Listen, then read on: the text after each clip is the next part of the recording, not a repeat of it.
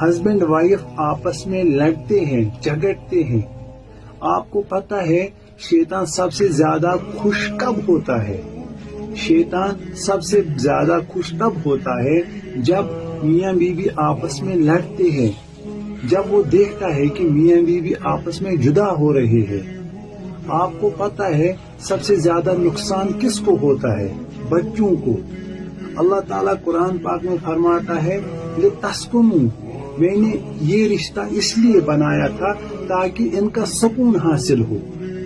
میں آپ کو ایسی چیز بتاؤں گا جس سے آپ ایسی چیز سے بچ سکتے ہیں۔ نمبر 1، ایک دوسرے کی خوبی پر نظر رکھنا اور جو خامیاں ہو ان کو نظر انداز کرنا۔